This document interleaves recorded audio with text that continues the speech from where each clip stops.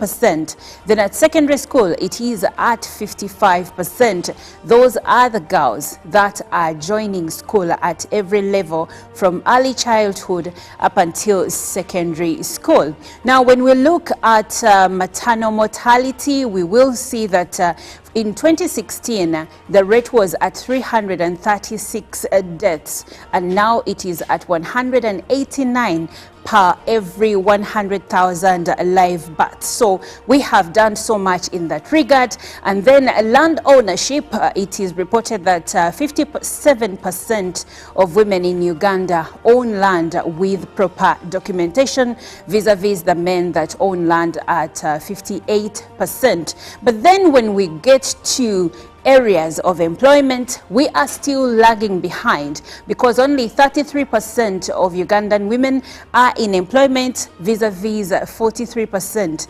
of Ugandan men. But in other aspects, when you look at issues like life expectancy, women are outliving men at 70 years old, whereas the life expectancy for Ugandan men is at 67%. So a lot has been done, a lot is still being done to empower women, to raise them, but the worrying bit is that cases of violence against women are still prevalent, and we are looking at 33% of intimate partner violence and 45% of physical violence. Many Ugandan women report to having been abused by an intimate partner, and these range from the ages of 14 to the ages of 45. And then physical violence, the same. So there we are lagging behind, and a lot needs to be done. Of course, we still have cases of sexual assault and sexual harassment in places of work, in schools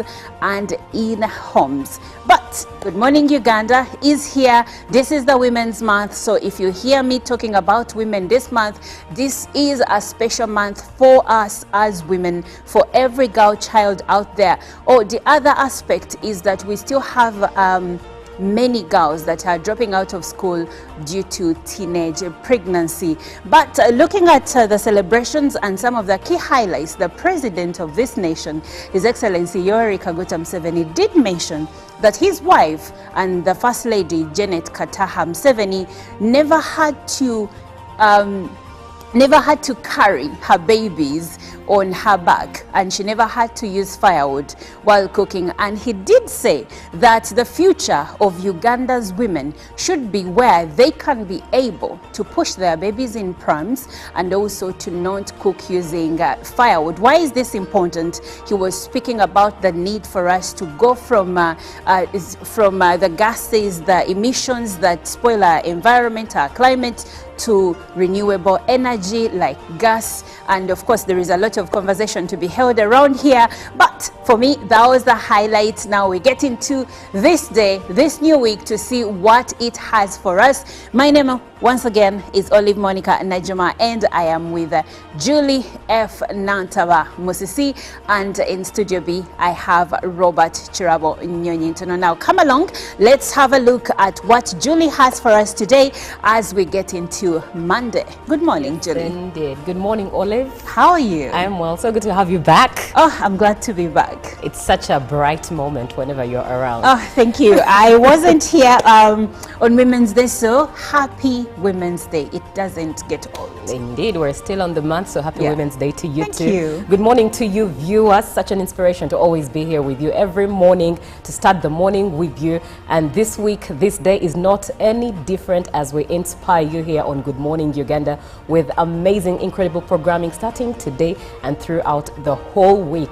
And you've talked about the Women's Day celebrations at Chankwanzi, and I think for me, my light bulb reminder was from Honorable Betty Amongi when she reminded us that at least even with the education sector, girls who unfortunately get pregnant while they're doing their school, especially if they are candidates, are given an opportunity to still go to school and to still sit their exams, especially for as long as their health is able to allow them to. And for me, a lot is still to be done, but for me it was a reminder that yes, we're on the way to a good, a better projection and a better result. All right. Yes, that is a way to a better projection. I mean, it's not okay to involve for young children to be involved sexually, but then if it does happen and they get pregnant, that should not be the end of the road for them, especially education wise. Well, we have a man on the team. Good morning, Robert. I'm happy to see you today. How are you? I hope he doesn't feel left out. How are you, Robert?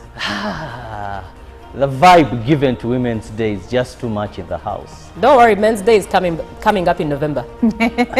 I wonder where that is going to be national and internationally celebrated.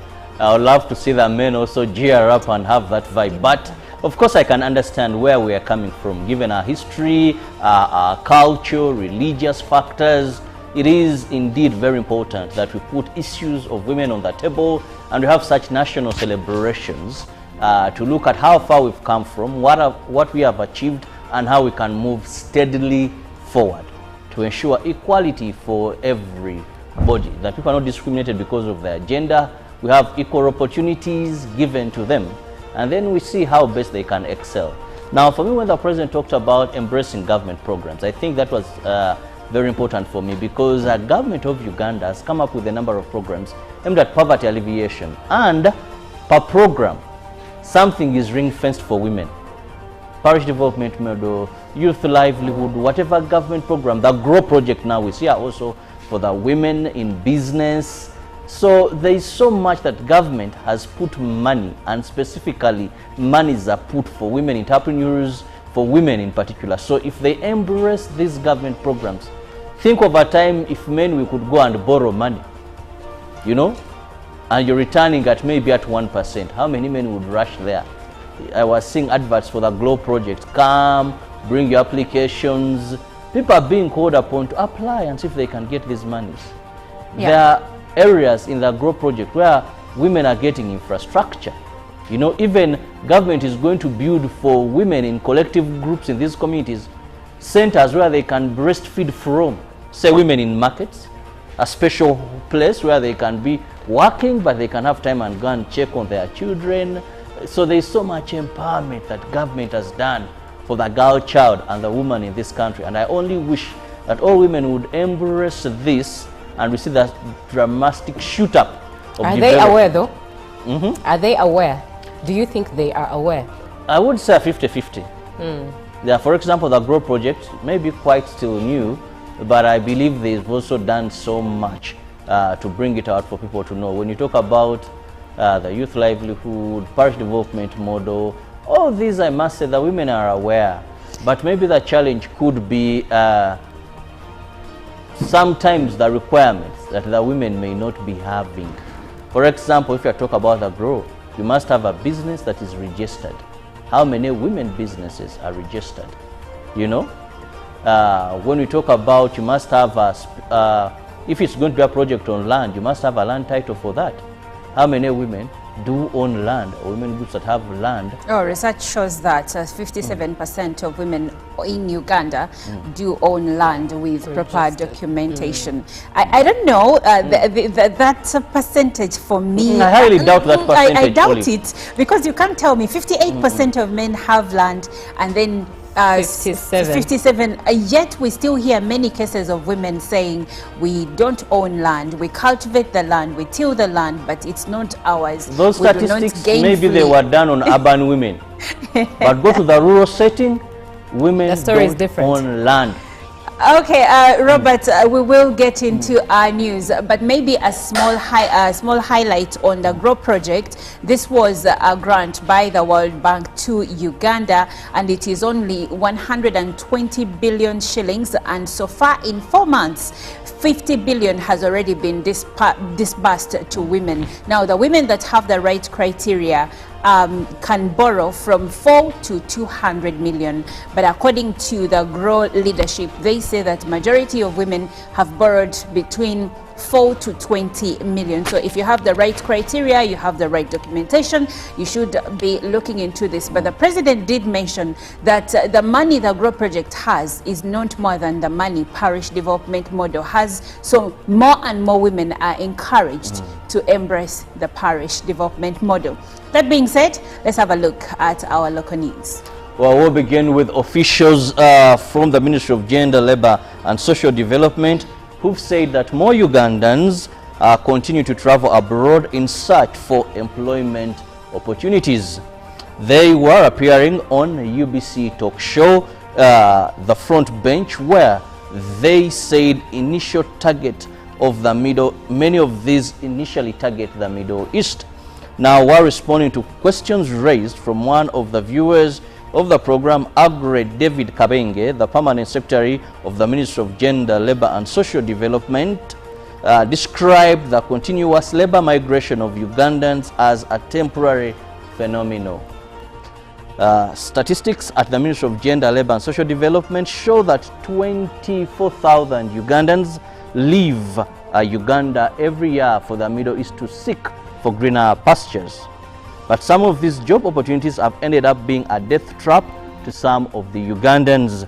The Gender, Labour and Social Development Minister Betty Amongi said while government is attempting to empower communities through various development programs, mindset change is still a problem and hard to deal with. Institutions of higher learning produce about 600 million graduates every year, with only 8,000 jobs available in the public sector. With just days left to the highly anticipated Kawempe by-elections, the Prime Minister Robin Nabanja hit the campaign trail, rallying supporters to vote for Farida Nambi, the NRM party candidate, accompanied by a high-profile team from the National Resistance Movement Secretariat that included NRM Deputy Secretary General Rose Namaya Njanseleko, NRM National Mobilizer Rosemary Seninde, NRM Women's Leg Chairperson Lydia Wanyoto, and others. In her usual energetic style, Robin Nabanja thrilled supporters with spirited dancing moves, inciting excitement and reaffirming her connection with the people.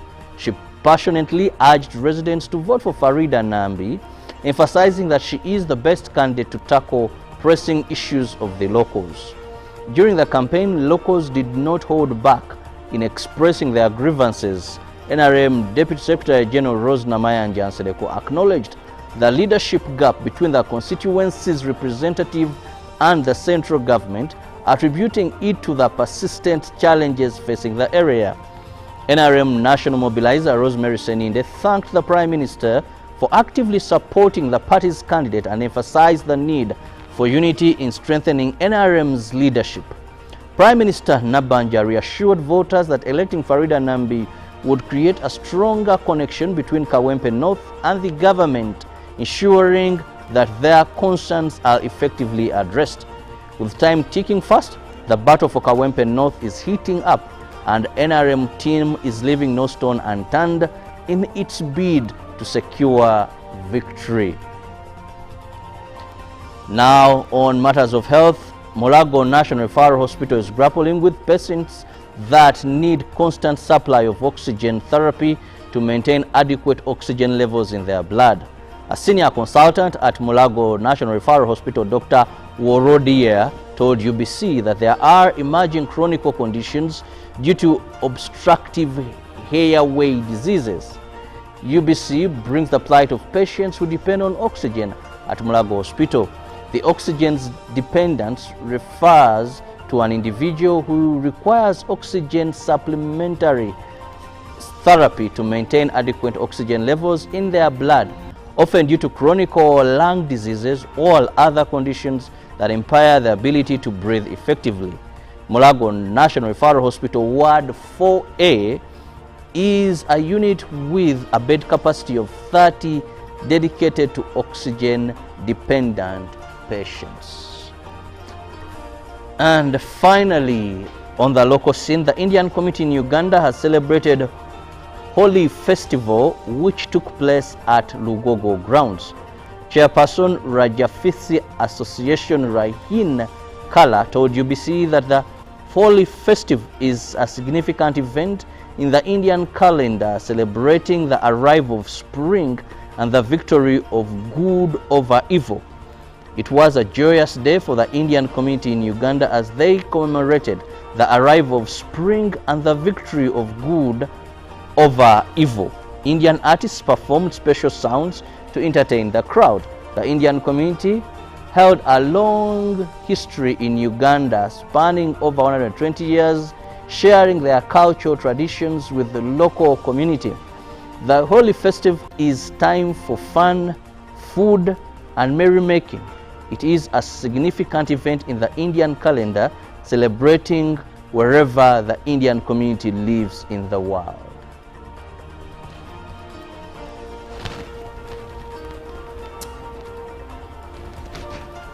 Now moving on, North Korean hackers have cashed out hundreds of millions from $1.5 billion Bybit hack. Hackers thought to be working for the North Korean regime have successfully cashed out at least $300 million of their record-breaking $1.5 billion crypto heist. The criminals, known as Lazarus Group, swiped the huge haul of digital tokens in a hack on crypto exchange Bybit 2 weeks ago.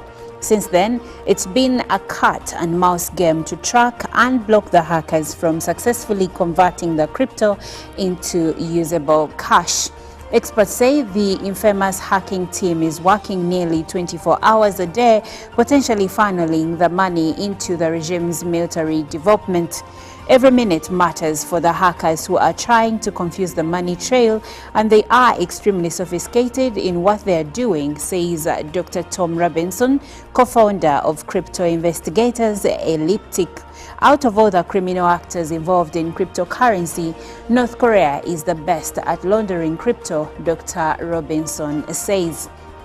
I imagine they have an entire room of people doing this during using automated tools and years of experience. We can also see from their activity that they only take a few hours break each day, possibly working in shifts to get the crypto turned into cash. Elliptic's analysis tallies with Bybit, which says that 20% of the funds have now gone dark, meaning it is unlikely to ever be recovered. And moving on, Mark Carney has won the race to succeed Justin Trudeau as Canada's next Prime Minister, vowing to win the trade war against the United States President Donald Trump as he takes charge of the country at a time of deep instability. The former governor of the Canadian and UK central banks beat three rivals in the Liberal Party's leadership contest in a landslide. In March of his victory speech, Carney, 59, attacked Trump, who has imposed tariffs on Canada, and said he wants to make the country the 51st U.S. state. Americans should make no mistake, he said. In trade, as in hockey, Canada will win. Carney is expected to be sworn in as Prime Minister in the coming days and will lead the Liberals in the next general election, which is expected to be called in the coming weeks.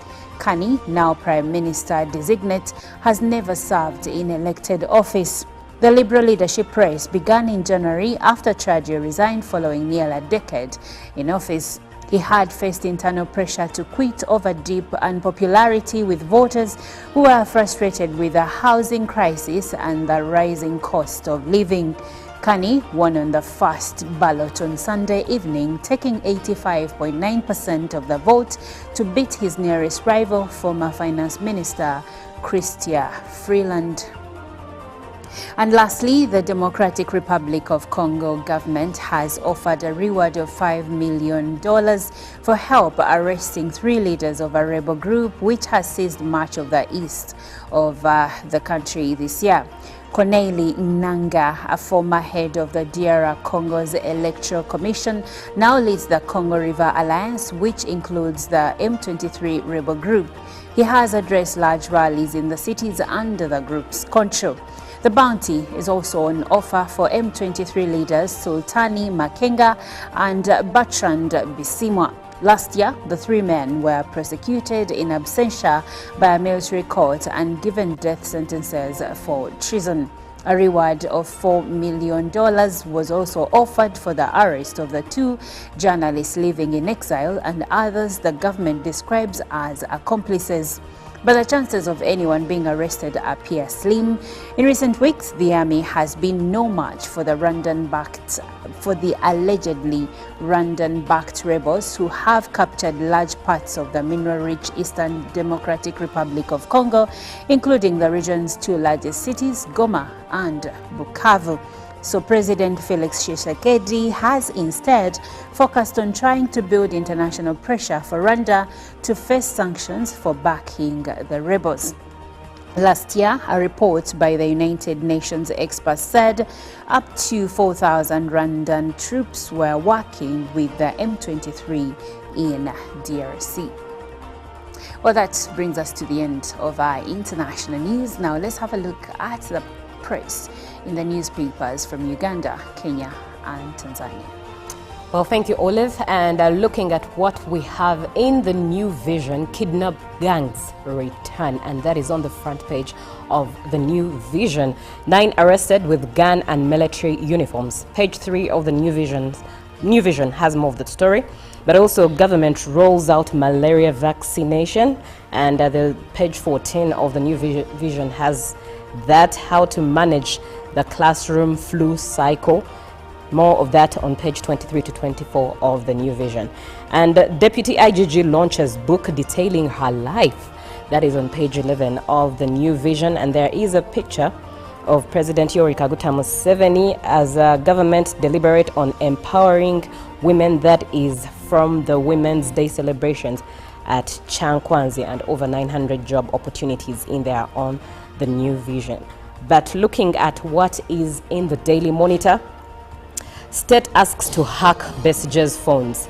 This is in the Daily Monitor, and person of interest, the state has asked the Chief Magistrates Court in Nakawa, Kampala, to allow it access phones belonging to opposition leader Dr. Kizza Besigye and his co-accused in order to study their contents and build up the treason case. More of that on page 4 of the new vision. But also there is the growing threat of childhood obesity, and 29%. A report shows that the 2024 World Health Organization report on obesity and overweight shows that in Africa, the number of overweight children under 5 years has increased by nearly 23% since 2000, with more than 300 million children and adolescents aged 5 to 19 years being overweight by 2022 worldwide. But also still in the Daily Monitor, Kamwesi highs laws of building a business empire, page 12 to 13 of that story, Building Uganda. And DM Extra, why senior citizens find comfort in nursing homes. More of that story in the Daily Monitor. But moving on to the Citizen.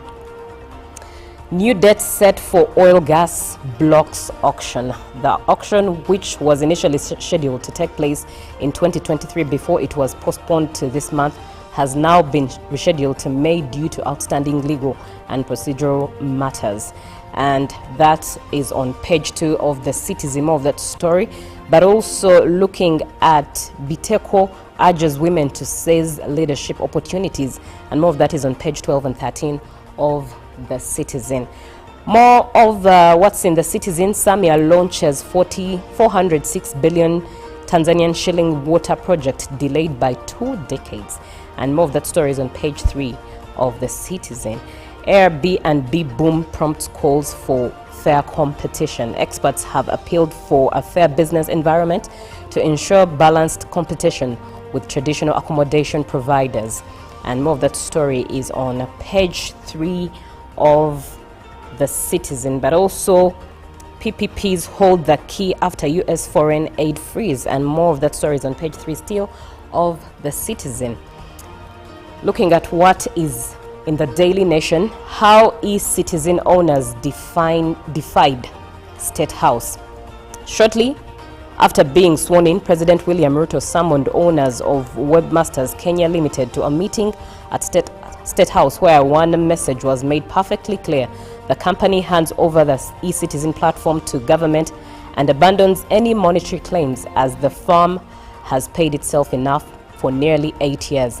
In January 2023, Goldrock and Webmasters dropped their suit, and but more than 2 years later, Webmasters and its sister firms are still operating eCitizen. More of that story on page 4 of the Daily Nation. But also Nyoro from Ruto insider to casualty of Gachagua fallout. And that is on page 7, where friends are turning into foes as the 2027 general election realignments take shape, with Chiharu MP's fate signaling the volatility of the political landscape. More of the Daily Nation. Appellate Court ends Kenya School of Law monopoly, and that is on page 10 of the Daily Nation. And Britain's murder suspect has 2 pending robbery with violence cases, and that's from the Daily Nation. But looking lastly at the Uganda Gazette, there's contents: the Commissioner of Oaths, Advocates Act, they're in there, the Marriage Act notices, Education, Pre-Primary, Primary and Post-Primary Act, the Advocates Act, the Companies Act, all those are notices, and the Insolvency Act, the National Payment Systems Act, the Electricity Act, the Police Contra of Private Security Organizations Regulations, the Industrial Property Act, the Trademarks Act, and there is a supplement there, statutory instruments, the Constitution, Incorporate of Courts Revocation Directions 2025, and there is a notice to whom it may concern. Greetings, and be it known that on the 24th of December 2024, Nakamia Mary, an advocate of the High Court, has been appointed to be a commissioner for oaths under the above mentioned act for as long as she continues to practice as an advocate and the commission is not revoked. That is what is in the Uganda Gazette, bringing us to about 3 minutes after 7 a.m. Good morning, Uganda. Well, we'll leave you with the inspiration song of the day, being Monday. We need God in everything that we do, but we need God every single day, because God Yebade. Here is God Yebade from Winnie Nwaji, Vinka, Elijah Chitaka, Levikson, and so many more artists. Enjoy. Live from you. This is Good Morning Uganda.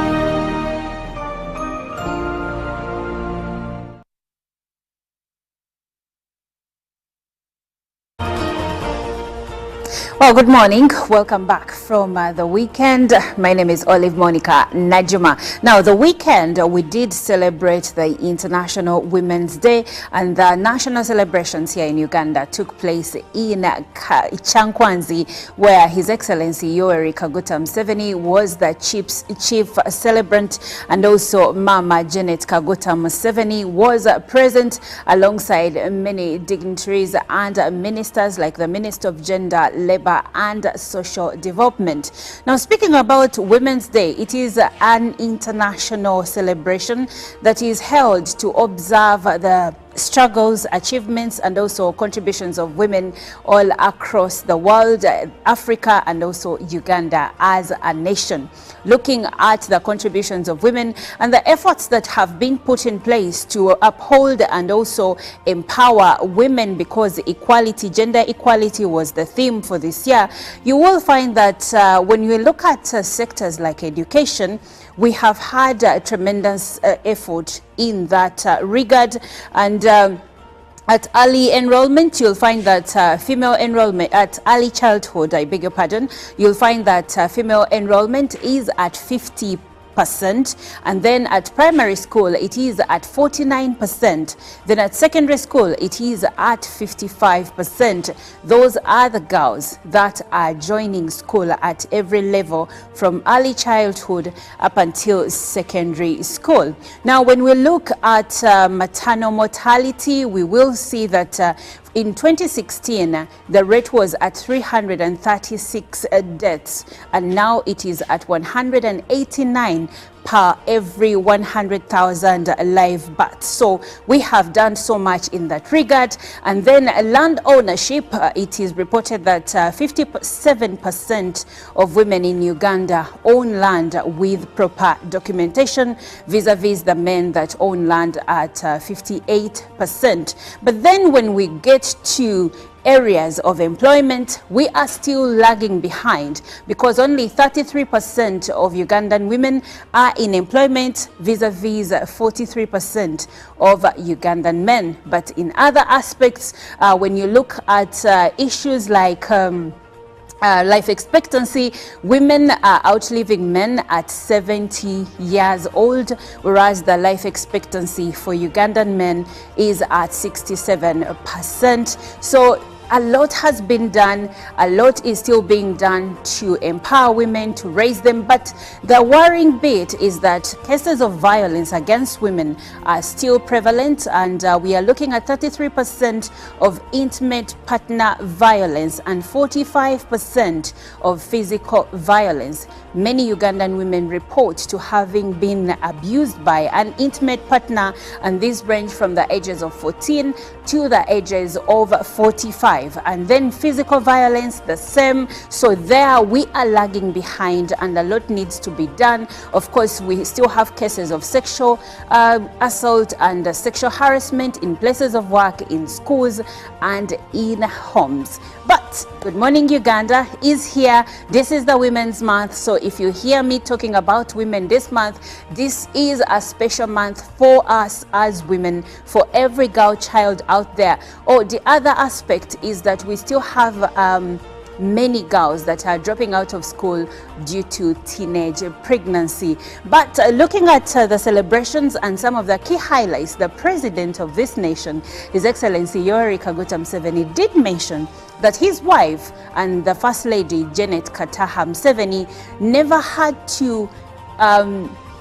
had to carry her babies on her back, and she never had to use firewood while cooking. And he did say that the future of Uganda's women should be where they can be able to push their babies in prams and also to not cook using firewood. Why is this important? He was speaking about the need for us to go from the gases, the emissions that spoil our environment, our climate, to renewable energy like gas. And of course, there is a lot of conversation to be held around here, but for me, that was the highlight. Now we get into this day, this new week, to see what it has for us. My name once again is Olive Monica Najuma, and I am with Julie F. Nantaba Musisi, and in Studio B I have Robert Chirabo Nyonyintono. Now come along, let's have a look at what Julie has for us today as we get into Monday. Good morning, Julie. Indeed. Good morning, Olive. How are you? I'm well. So good to have you back. Oh, I'm glad to be back. It's such a bright moment whenever you're around. Oh, thank you. I wasn't here on Women's Day, so happy Women's Day. It doesn't get old. Indeed, we're still on the month, so happy Women's Day to you too. Thank you. Good morning to you, viewers. Such an inspiration to always be here with you every morning, to start the morning with you. And this week, this day is not any different as we inspire you here on Good Morning Uganda with amazing... They stand as guardians of information, defenders of truth. With Mascari Heritage Advantage, they uphold every citizen's right to reliable and free information. Their archived stories shaped our past and illuminate our present. Yet now, as new challenges arise and the world evolves, their mission faces its greatest test yet. Be part of our journey and let's navigate the unknown, uncover the untold, and safeguard our future together. Tune into your public broadcaster, for it is the intersection of trust and truth.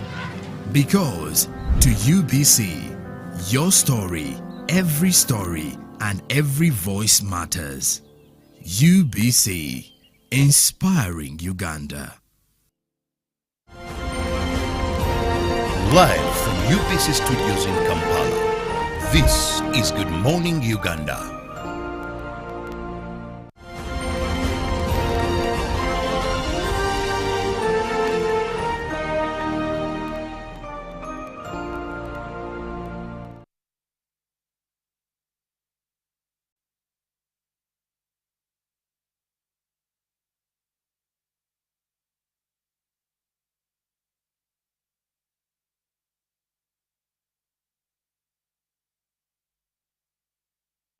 Well, good morning once again. My name is Olive Monica Najuma. Thank you so much for being a part of Good Morning Uganda. Now, on Saturday, it was Women's Day, International Women's Day, and in Uganda, we had the national celebrations in Chankwanzi. One of the key aspects that was raised during these celebrations is the land ownership of women. Now, according to MasterCard, they had the MasterCard Index. They have a number that shows that 57% of Ugandan women do own land, and 58% of Ugandan men do own land. Now, let's look at the numbers. 51 million of Ugandans are women now, and of these, 57% are said to be owning land.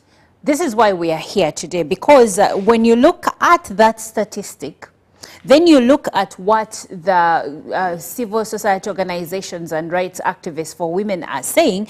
They are actually calling upon government to demanding action on land rights amid rising evictions. So why do we have two alternate views when it comes to land? One seems to show that there has been effort and improvement when it comes to land ownership by women, but then we have activists that go to the grassroots to work with people, to work with these women, saying no, women are not owning land and women are being evicted from their land. Why do we have these views that don't seem to be meeting at a certain point? This is the conversation we're delving into right now. My name is Olive Monica Najuma. I am with Julie F. Nantaba Musisi, together with Robert Chirabo Nyonyintono. Now, Robert, coming to you first.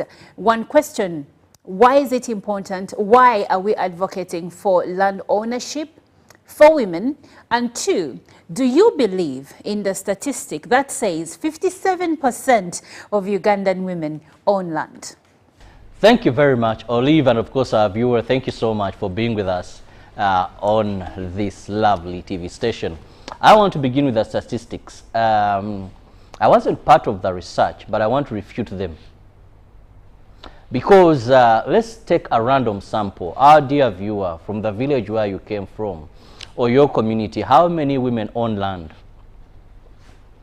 Because first, yes, we had an amendment in 2002 to look at inheritance, where now, and our constitution is very clear, that women have equal rights to land as men do, and also in terms of inheritance. So a woman in Uganda has the right to buy her land and get a land title. No objection against that. The law guarantees that. That if all of you have your money, you can own land, you can buy land. Mm-hmm. The law also goes to inheritance, where that still remains a problem, because now it looks at a man and a female, a boy child and a girl child, having equal rights to inheritance. But what does our culture say? You're going to find that in a number of cultures and customs in our country, women, when it comes to inheritance, where most of the men end up getting land, mostly in rural areas, women are not given land. So how do those statistics come up? When you go to rural areas, most of the women cultivate this land, but they don't own the land. It belongs to the men. And unfortunately, even when the man dies, inheriting that land is another problem. Because traditionally, the heir takes it all, you know, yes. Or musika will inherit the land, will inherit the chibanja. Now, where does this leave the women? So I don't believe those statistics are anywhere right, and they stand to be better research done on them. When we come to the urban setting, many women purchasing land is not a thing of that they may even think of, because they know some believe I'll get married, and then definitely the property, his property is my property. If we are legally married, then the situations are sealed and stamped. So owning is not something that I can't believe we have that statistics. Now, going to why these activists are pushing for this. First, we must note that much as women don't own land, but they use land more than the men. A man may look at building a house for their family. He gets land and he will tell you, I'm happy, I now have shelter for my children. But a woman on the land does the production element of it. And I'm not going to go in urban centers where, of course, supermarkets and markets are our gardens. I want to take you to the village where these women cultivate this land. The land is used by the women in most of these rural settings. Now, trouble comes when they don't have ownership of this land, because like I talked about our culture, that if I had 4 sons and I have maybe 10 acres of land, now an African man in our setting, leave alone that now things are beginning to change, we are seeing things differently. If I'm aging, because normally people would live longer, and I see I'm next to my deathbed, if I'm making my will, I would think of my sons, because I know each of my sons is going to bring a woman on the land. He's going to marry. My daughters are going to be married, and they're going to belong to the other family. Yes. So I would give my sons, I would divide my land for my sons. Now my sons would get land, because even if I bought land today as an African man, I would think of my son first. Maybe that time he grows, it will be hard to get land, so I'll give land to him. The daughter may not come very fast. Yet remember that the woman is responsible for the feeding. Now we are going to the rural setting. I said leave the urban setting. And most of the women are in rural areas. So these are the people that wake up every day to go and dig, to find what to feed their families on. Because people in the villages will not wake up and they have to buy food, they have to buy sauce. So she tilts the land. She works on this land. The men may go for other jobs, but she does it. So the main owner in terms of production is a woman. Now, unfortunately, why we are seeing these women activists come up, if the man passes on, the man passes on, is dead, the family comes. And this woman cannot continue possessing the land which she has been tilting. The heir will come up, say, me, I want to use my land. Can you believe? Me, I want to use my land. But this land, you are just a child who knew nothing about it. But omusika yagala tunda yekolere ebibi yagala gula boda. Funny things that so the women are left in suspense. Yes. She doesn't know what next. She doesn't know where to start from. And she's not protected. And she's not protected. Well, thank you, Robert. Now, according to land rights activists, they say that women are facing increasing cases of land grabbing, evictions, and disputes that disproportionately affect them, especially the women in rural areas. Now, this is where I bring Julie into the conversation. Statistics, we have disputed them. We have agreed, Robert and I have agreed, that 57% of women do not own land. I don't differ. You could have. I don't differ. The numbers are quite unrealistic. Unrealistic. Why is that? It's like saying I'm earn 1,000 and save 2,000. That's what the statistic looks like. Okay. Because why do you have the belief that the statistics are actually misleading? I mean, with just like Robert has expressed that in the rural areas, less women do not own land. For starters, there's a knowledge gap. Many women don't even know their rights in regards to land. They do not know the law, what the law says about land. Many women are oblivious. All they know is to wake up, dig, till that land, and produce food out of it. Now that you mention the law, Julie, help us understand the rights of women when it comes to land. My name is Najuma. I am married to some Sengendo somewhere, and as his wife, do I even have a right to own his land at some point? Do I have equal rights to his land? Or I am a daughter of a one Kangavi. Do I have rights, the same rights as my brothers when it comes to land ownership? Yes, you remind me of, allow me go back to a bit of religion, and that is in the Bible. There's a story of a man named Noah, not Noah of the floods, but there was an argument that he only had daughters.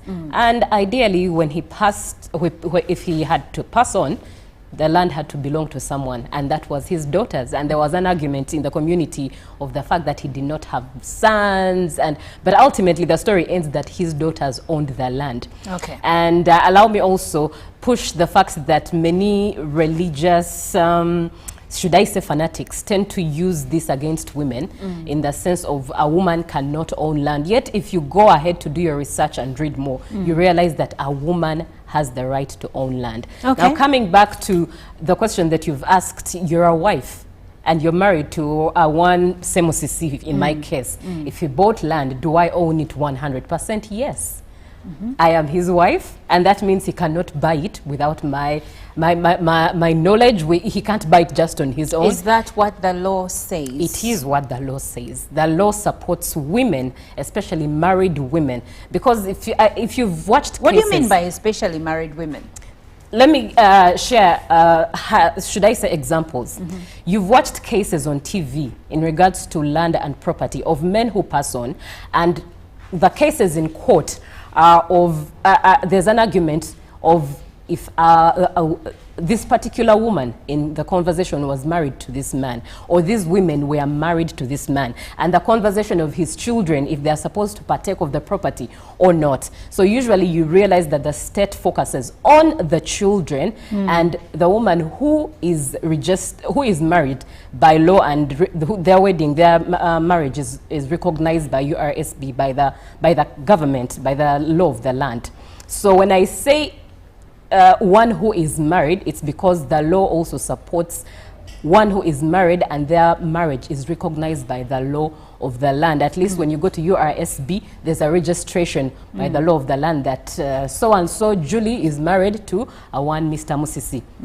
So when it comes to, for example, marriage, ideally the law supports that if a woman is married to a certain man, that means she is 100% an owner of whatever property this gentleman acquires. In other words, to become one, as it goes back to the start. But also in regards to family, in the past there was an argument of whether daughters are supposed to inherit, whether the sons are the only ones supposed to inherit. But as time went by, could have been how many years back, when it was passed in Parliament and concluded that daughters are allowed to inherit property from their fathers. That means a gentleman has a right to write in his will that it's my daughter to take, or to take charge of the property, to help guide in stewarding the property that I live, or the property that I acquire. So by all means, at least we thank the government that there has been an effort made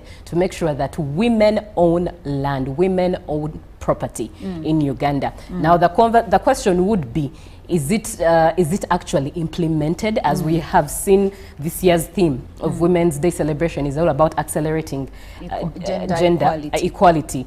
And the conversation is on ground. In reality, is it actually implemented? Are women actually owning this land? Is what is written in the law actually taking shape on ground? And I would like to answer that question, and you, Robert, and tell you that you were right to dispute the statistics that were presented to the nation on Women's Day, that 57% of women do own land, because according to the International Land Coalition, it says that only 16% of land in Uganda is registered in the names of women, and this underscores the gap between legal provisions and reality. So what's on ground? Like we normally say, "Ebiriko ground."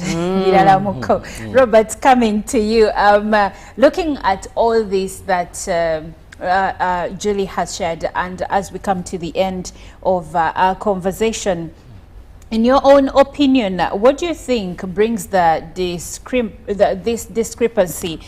For instance, let's look at the social and gender norms that make it hard for women to own land, away from the fact that as a girl child, your family believes that you will go to your marriage and get land from your husband's side of the family, which side of the family doesn't also recognize you as their own, so they won't also want you to have their land. What other factors in your closing remarks?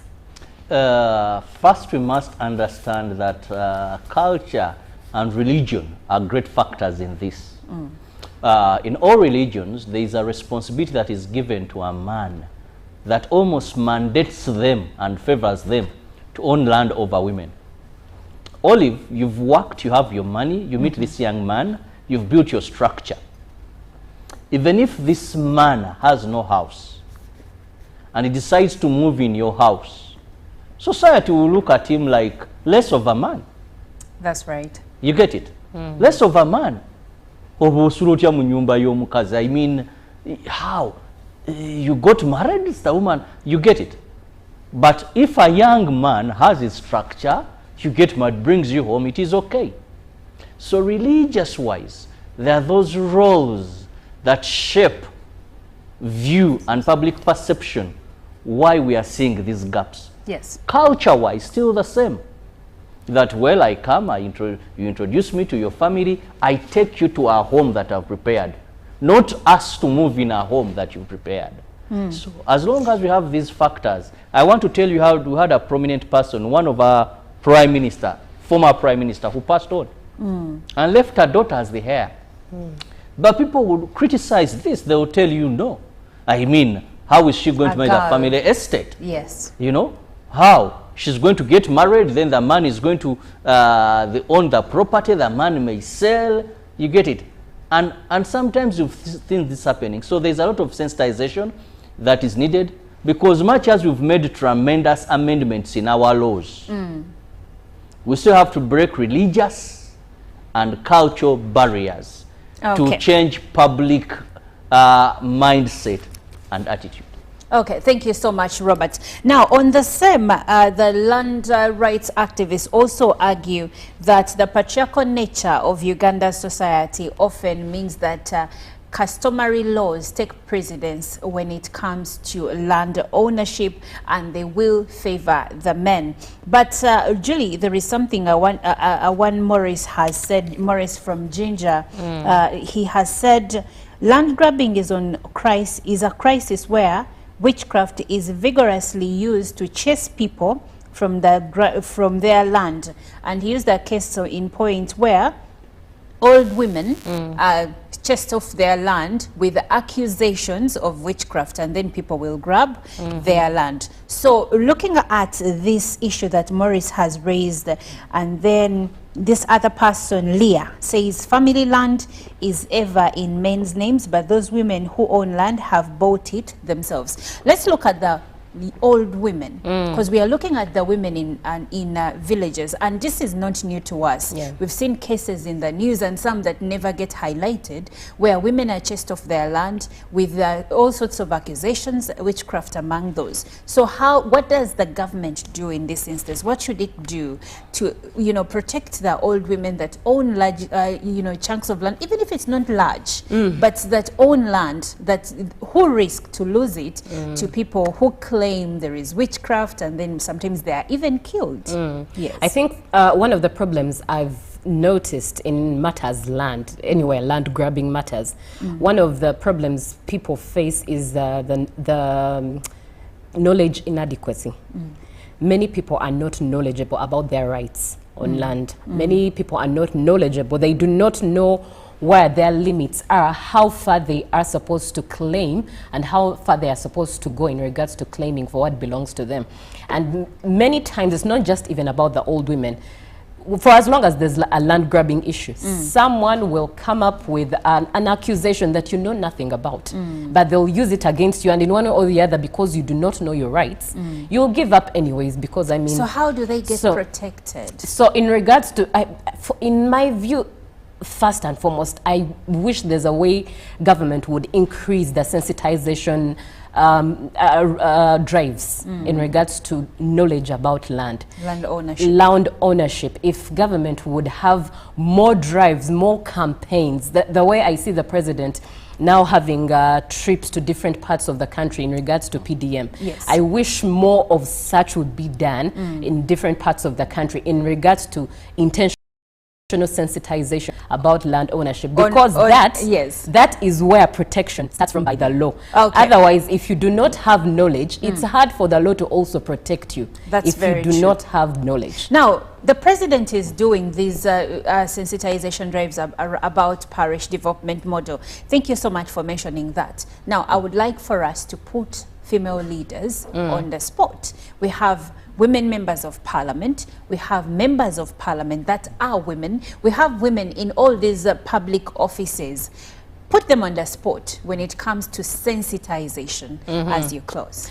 Putting them on the spot, allow me maybe remind them that first and foremost, when you know your history and you're in a particular position, you know that history helps to guide where you're going, and it also helps to guide your purpose as to why you're serving in that particular position. Many times I noticed that women members of parliament, sometimes they go quiet during their term, sometimes they're very inactive on the floor of parliament, sometimes you never hear their opinions as to what is in their constituencies in regards to when they're on the floor of parliament. So for me, this is an outcry of some sort, that when you're in that position, remember where you're coming from, remember that you're a woman, you're standing up for many women just as you, and many children and many citizens, men and women, boys and girls, citizens of Uganda, and your voice must be heard. It's not about the comfort and the privilege of the position, it's about the duty.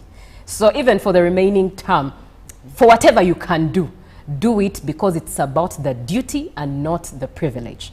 All right, thank you so much. I don't think I have anything to add on that. But yes, female leaders, women leaders, we are calling upon you because, I mean, you stand for women. The women are the ones that actually vote for you, especially when you look at the female women members of parliament, but also even away from those that are voted, all of us in different arenas, we can add our voices to, you know, land ownership and sensitization, because like Julie here put it, sensitization is lacking. But thank you so much for being a part of this conversation. Good Morning Uganda does continue, and up next is Good Morning Uganda Tourism Express with Zakia Lucky. Later on, Julie will be back with the business updates, and later at 8 we'll be having a topical discussion for the day in agenda. So stick around, so much more coming for you.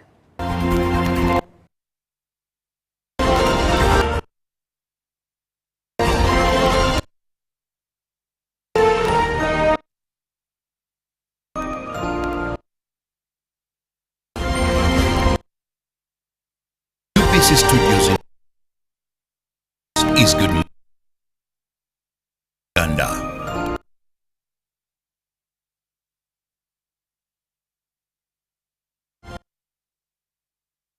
Live from of the day on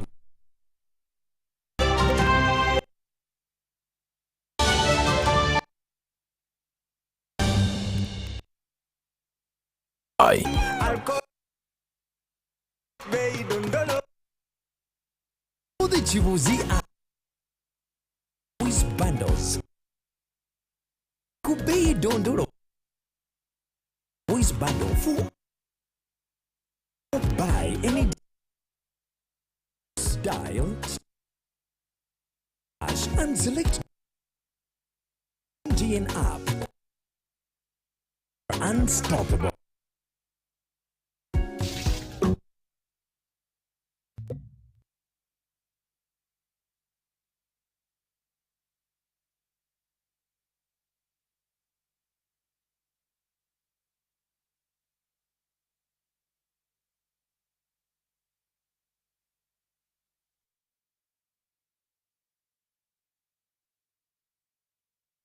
Pick of the Day on UBC.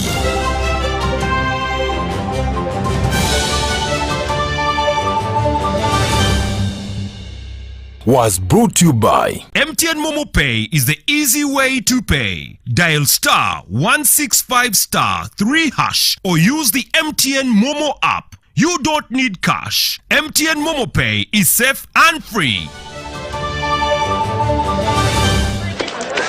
Juko. Yo. Wachikuwa. Check the shopping, man. What's your secret? Uganda, haven't you heard of the parish development model PDM? Yes, I did, but I thought it was just a talk. No, Sebatia. It is real. I and a few friends together formed a circle, accessed money from the PDM, invested in a portrait project, and now things are moving.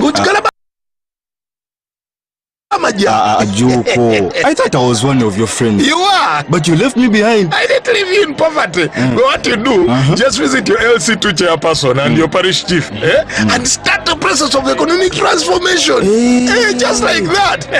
The parish development model is an initiative from the government of Uganda through the Ministry of Local Government designed to transform all lives of Ugandans for the better.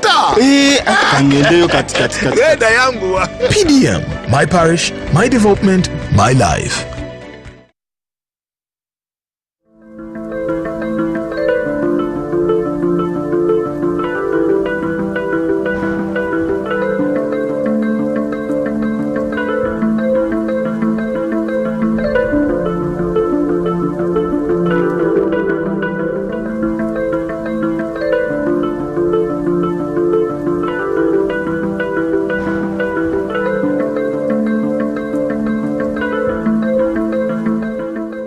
Amanya gange mpitibwa Lubaale Research chairperson wa Bwayisetu Sako era nga ndi mutuuze wa Bwayisetu ng'omuluka era wano wenyimiridde we wali office ya PDM Sako ya Bwayisetu. Wano we tuli ye zone emu ku zone ezikola omuluka gwa Bwayisetu nga Bwayisetu tulina zone 8. Emirimu gyange emitongole bye gyandibadde emikulu nga ssentebe wa Bwayisetu Sako. Emirimu egyange nina kuteekesa nkola ebyo gavumenti byebeeweereza mu Sako zaffe, nina okubiriza bammemba bange ne bakulembeze bannange tuteekese ebyo byeteekeddwa okukola mu Bwayisetu, tusobole olaba nga Bwayisetu at least mu Kampala okutwaliza ne Kawempe division Bwayisetu yekulembera, era nga bwe kiri nti mu Kampala district sikwewaana naye Bwayisetu eri ku ntikko, era nga moto yaffe bwegamba nti Bwayisetu ku ntikko mu nkola ya PDM President Museveni gye yatuleetera ng'abawejjere. Okutwaliza wamu mu Bwayisetu tulinamu enterprise wakati zigenze yongerako olw'abamemba abapya abasinga obungi bali banyi bya bulimba, naye bwe bamala omanya bannaabwe abamu bafunye ku ssente kati bajja beeyongera bweyongezi. Enterprise twali tulina zaali 15. Era enterprise ezo tulinamu mudaala chapati atoninyira osinga atoninyira ngerimu parts nga 3 toninyira ABC, tulinamu manda naye ba beneficiaries baffe bo bambi nja kusooka nebazi President Museveni atwala eggwanga Uganda era president waffe omulungi yatulowoozaako mu nkola ya PDM. Abawejjere bange mu enterprise affe zetukola bo bakola era basanyufu n'essente zaabaweebwa olw'ensonga nti bammemba bange abamu ssente baali bazeewola mu bamanerenda. Olwaleero luno tewakyali lutalo lwa bamanerenda kuba n'endagamuntu zaabwe zaali zaatwalibwa, naye wenjogerera kati endagamuntu zaffe zonna weziri, era bw'otuuka ku bizinensi zaabwe zeeyongedde okukula, zikulidde ddala. Osinga n'olinga capital ina mitwalo emeka? Emitwalo 2, naye gwe teebereza okukwasa akakadde. Ffe abamu tugenda oyingira mu PDM nga n'akakadde tumanyi okukola ki bwe kafaanana, naye olwaleero luno ndowooza mulaba n'akabuto katandise okujja olwa ssente za PDM ezajja, era ffe nga Bwayisetu tuli basanyufu n'enteekateeka ya gavumenti yatuleetera. Puroguramu eno ebadde nnungi kuba ffe abamu tetwandimanyikiddwa, naye olaba katumanyikiddwa, oli ajja n'agamba chairman olwa PDM. So tuli basanyufu olwa PDM etufudde abantu abaawamu. Tulina ebintu bye tutuuseeko olwa PDM nti katwafuka omuntu omu mu PDM mujjiddemu ebibiina ebyenjawulo bye tufoominze nga munno mukabi, tulina mu junior abantu basevinga akasente kaabwe ak'omwaka. Jjukira PDM eri ku mulamwa gw'okusevinga omuntu asobole okubaako n'akasente ke mu nsawo. So wantu watandise osevinga akasente ak'omwaka era nga nakutuka kulya mu Sako yaffe. omwaka bwegunaggwako tugenda okwesanga buli muntu oba buli muwejjere wange ng'ayinayo 5, ayinayo 6, ayinayo 7, ayinayo 8. So PDM etuyambye nnyo, etuyambidde ddala. Nja kukowoola pulezidenti omwagalwa omulungi kuba ssente zino bwe yazituwa mu miruka, emiruka gyaffe yeerabya Kampala yongayo abawejjere bangi nnyo abagirimu, era abawejjere bangi nnyo Abafirika abatafuna ki ssente, era byebimu ku bisoomooza bye tuyina. Oyita ku memba omuwejjere agamba ffe mwatubuuka mwalabamu bammwe, naye ng'atejjukira buli obukadde 10 owaweebwa buli muluka. Muno nga tugambe bwayise erimu zooni 8. Buli zooni gy'onoosanga nti zooni erimu abantu abasukka mu 10 ebimeka 5. So obukadde 10 tugambe tebutwala yadde half ya zooni. So nandise president ekyo kirowoozeeko ng'abawejjere bo, mukama waffe tukusaba ensonga eyo gikwasaganye. Tubadde n'opportunity era ndowooza ebintu ebimu ku gadgets z'opportunity ezatuweebwa oba ezatusuubizibwa twazifuna mu office, era nazo zituyambyeko mu mulimu gwa president, omulimu gwa PDM, nti tusobola collectinga data mu muluka gwaffe ne tuguyingiza mu system ne tubaako n'ebyo bye tusitandingako.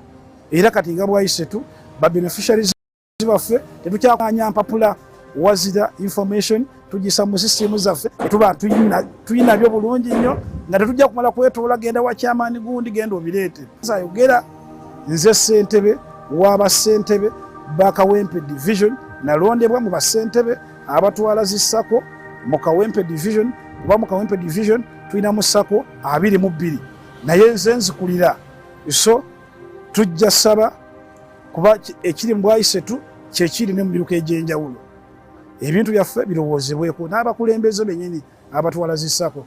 Twewala, tetwagala abakulembeze bakwate mu ssente za SACCO olw'ensonga nti ssente zaweebwa abakulembeze batambula bagenda mu nkiiko balina ze ssente zibassaamu, naye nga jjukira nabo bafuna akakadde katya kamu. Pulezidenti olowooza akakadde ako oba okozesa ebintu ebyo.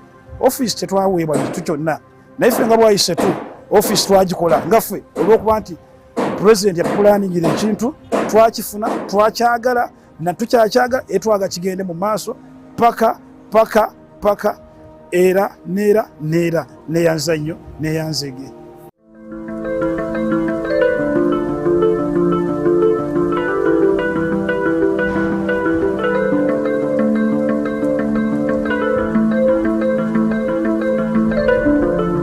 Live from UBC Studios in Kampala. This is Good Morning Uganda.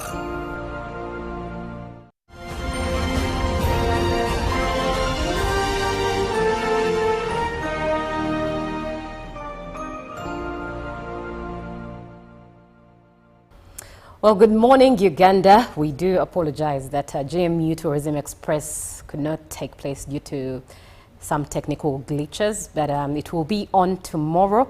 But for now, it's GMU Business. My name is Julie F. Nantaba Mosisi, and looking at matters life skills, enhancing students' oratory skills argumentation will help learners in problem solving. Now, Mukwaya Peter, patron of the debate club at Trinity College, Nabingo, said the Flames of Speech debate covers talented students from various schools. And this is in regards to the Flames of Speech event that established itself as a premier platform for young people to engage with critical issues, develop their communication skills as well. Participants showcased oratory skills, creative expression, and thought-provoking ideas. The patron of the debate club at Trinity College, Nabingo, Mukwaya Peter, said the debate benefits learners, and Semugwe Jairus, a teacher from Baptist High School, Chitebi, said that the Flames of Speech has equipped the learners. The students described the championship as a great milestone in their academic career. Looking at matters CPA, the Certified Public Accountants under the umbrella of the Lango Regional Members Network have launched their first regional office in Lira City. The initiative comes at a time when ethical students, ethical standards and professionalism are more critical than ever in finance management, and the new office will bridge the gap between the business community and the accounting sector. It is a training hub to build capacity among aspiring accountants and to bolster the skills of current practitioners. With a focus on ethical conduct and meticulous record keeping, the center will equip business with the tools for effective financial management. And the chairperson, Patrick Oru, says that the facility will engage young talent to join the profession, although numbers remain low in the region. Now, the head of administration at CPA Uganda, Paul Nabujere, highlighted that decentralizing services to the grassroots will enhance community engagement. And with 60 registered members in Lango, this regional network is one of the 9 nationwide dedicated to expanding the number of certified professionals.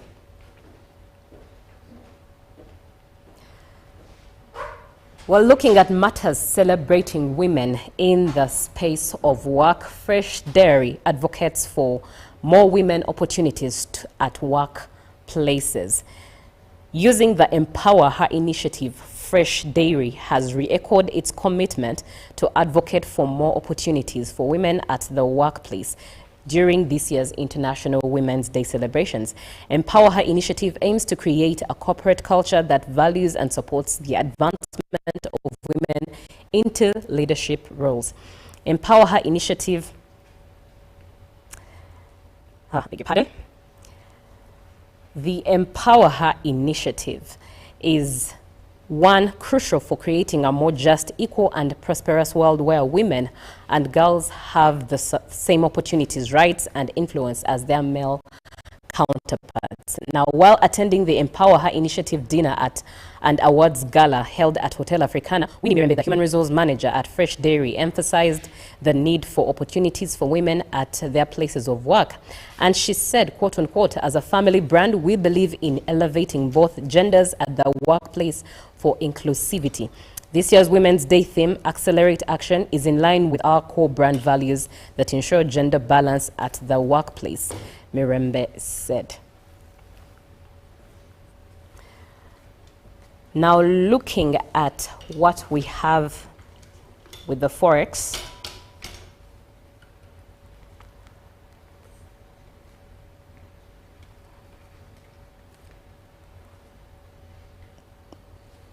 all right. Looking at what we have in today's Forex rates, as of 7th March, the US dollar opened with 3,665.23 at buying and sold at 3,675.23 at selling. And by midday, as of 7th March, it was at 3,665.09 at buying and selling at 3,675.09 at selling, and closed in at 3,665.00 and sold at 3,675.00. The pound was at 4,723.45 buying and sold at 4,736.34 at selling, and the euro was at 3,968.46 and 3,979.29 at selling. The Kenyan shilling was at 28.38 at buying and sold at 28.46 at selling, and the Tanzanian shilling bought at 1.39 and sold at 1.39. The South African rand was at 201.74 buying and sold at 202.29 at selling. Well, that's it from GMU Business. The agenda is coming up with a great conversation of the day, so stick around as we continue to inspire you on Good Morning Uganda, which is on UBC television.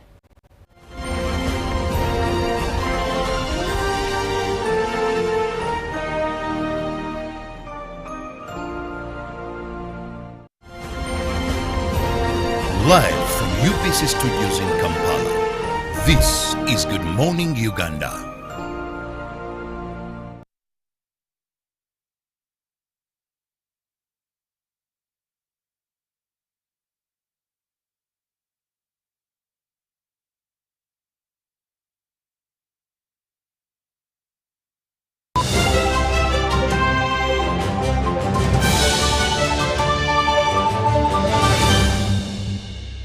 was brought to you by Just take a polite loan of 200k to stock my shop. The signs and symptoms of success. The bank commander, not the bank teller. Why hustle for a loan when you've got MTN Momo? We're sorting. Use the Momo app or dial *165*5# for all quick loans. Choose from the different loan options from our partners and get one that works for you. Together, we're unstoppable. In a nation hungry for truth, a world where every story matters, there exists a beacon of trust and reliability. For decades, they've been our voice and our window to the world, holding the mirror of our history. With 4 TV stations and 11 radio channels spanning 27 languages, they stand as guardians of information, defenders of truth. With Mascari Heritage Advantage, they uphold every citizen's right to reliable and free information. Their archive stories shaped our past and illuminate our present. Yet now, as new challenges arise and the world evolves, their mission faces its greatest test yet. Be part of our journey and let's navigate the unknown, uncover the untold, and safeguard our future together. Tune into your public broadcaster, for it is the intersection of trust and truth. Because to UBC, your story, and every voice matters. UBC, inspiring Uganda.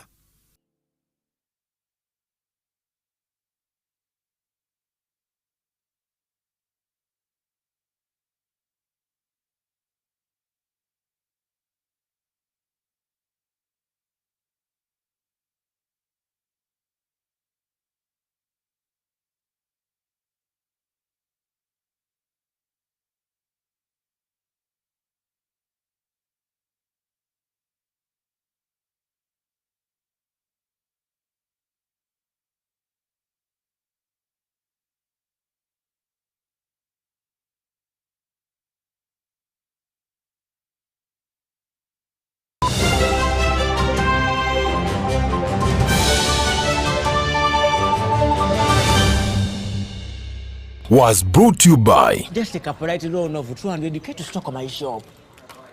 The signs and symptoms of success. The bank commander, not the bank teller. Why hustle for a loan when you've got MTN Momo? We're sorting. Use the Momo app or dial *165*5# for all quick loans. Choose from the different loan options from our partners and get one that works for you. Together, we're unstoppable. In a nation hungry for truth, a world where every story matters, there exists a beacon of trust and reliability. For decades, they've been our voice and our window to the world, holding the mirror of our history. With 4 TV stations and 11 radio channels spanning 27 languages, they stand as guardians of information, defenders of truth. With Mascari Heritage Advantage, they uphold every citizen's right to reliable and free information. Their archive stories shaped our past and illuminate our present. Yet now, as new challenges arise and the world evolves, their mission faces its greatest test yet. Be part of our journey and let's navigate the unknown, uncover the untold, and safeguard our future together. Tune into your public broadcaster, for it is the intersection of trust and truth. Because to UBC, your story, and every voice matters. UBC, inspiring Uganda. Juko. Yo. Check the shopping, man. What's your secret? Haven't you heard of the parish development model, PDM? Yes, I did, but I thought it was just a talk. No, Sebatia. It is real. I and a few friends together formed a circle, accessed money from the PDM, invested in a poultry project, and now things are moving. Juko. I thought I was one of your friends. You are. But you left me behind. I didn't leave you in poverty. What you do, just visit your LC2 chairperson and your parish chief and start the process of economic transformation. Just like that. The parish development model is an initiative from the government of Uganda through the Ministry of Local Government designed to transform all lives of Ugandans for the better. PDM, my parish, my development, my life. The Ministry of Health informs the general public that there are some cases of Mpox detected in Uganda. The ministry, working with partners and affected district local governments, are doing their best to contain the situation. The signs and symptoms of Mpox are body rash, fever, general body weakness, headache, sore throat, nasal congestion or cough, and swollen lymph nodes. You can prevent yourself from getting infected with Mpox by avoiding close contact with people who have been confirmed to have Mpox or who have signs and symptoms of Mpox.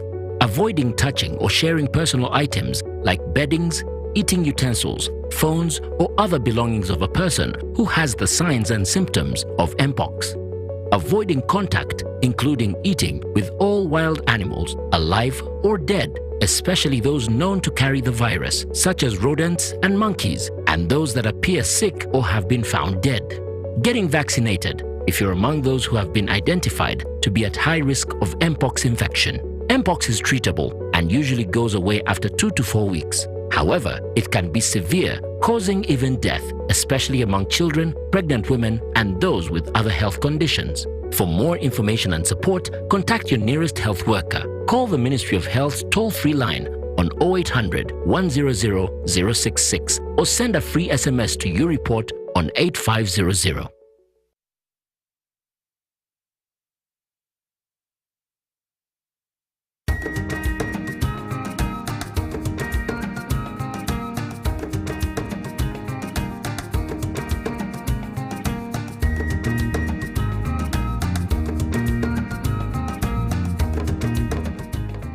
Banza kusima muzeyi Museveni tibuhabuga Babyface. I want to start by thanking Mzee Museveni Tibuhaburwa Babyface for what he has done for us. He got us from the villages when we were stuck because he saw we didn't have what to do. Right now we are in Toro Zonal Hub, the one that trains the young generation. Tumusima sitine bugarukiro. Ezeshaha turiyo muri Toro Zonal Hub project ya muzeyi eyatiro kwegesa itwe ensinganto. Niyo ndi carpenter. I am now a carpenter and we do chairs, beds, doors and everything else that is found in the furniture world. Tubanza kusima bashomesa bitu abitwine. We want to thank our teachers. They have done a good job imparting skills to us to see that we do such things, yet we were in the villages and could not do anything. We are now waiting for graduation and put in practice what we have learned. After graduation tukareba twaza kutangira nkahi.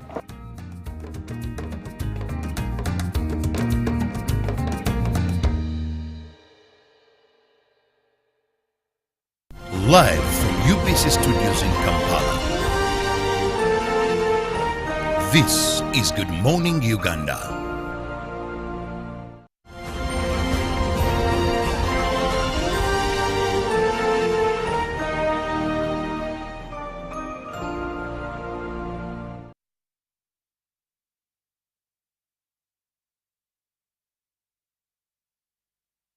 Well, good morning, Uganda. Once again, it is Women's Month, but also temperatures are raining hot in Kawempe North as the by-election will be taking shape and taking place on Thursday this week. So the seat for Kawempe North in Parliament fell vacant when the area member of Parliament, Muhammad Segirinya, may his soul rest in peace, did succumb to his illness on the 9th of January 2025 at the age of 36.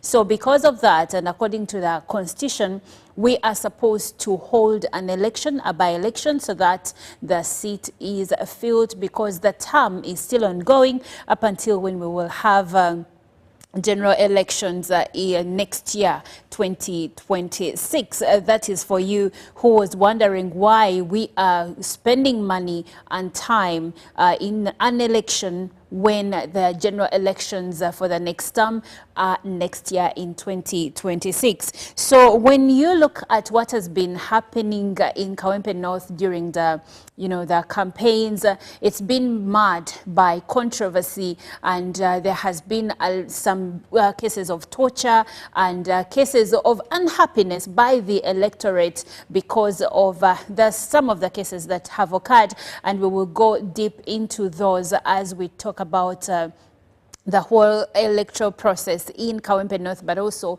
in the country at large. Since this is an election year, we are going to be having many conversations of this nature here at Uganda Broadcasting Corporation, especially on Good Morning Uganda. My name is Olive Monica Najuma. Now, I will be speaking to Milton Kambura, who is a political analyst, and we want to look into the experts' opinions regarding the election in Kawempe North and also elections in the country overall, because in June we will be having the special interest groups elections in the country. That's why when we talk about elections, we say 2025, 2026, because the elections will actually be starting this year with special interest groups. But not to keep you waiting, let's get into the conversation. But first, good morning, Mr. Kambura. Good morning, my sister. I'm very delighted. You're welcome. COVID went, I can't touch your hand. Our viewers, I'm very excited that UBC TV has invited me to share my views, expert views, how we saw the elections in Kawempe, and what are the lessons to take home for the different players, including the citizens of Uganda. What are the pros and cons?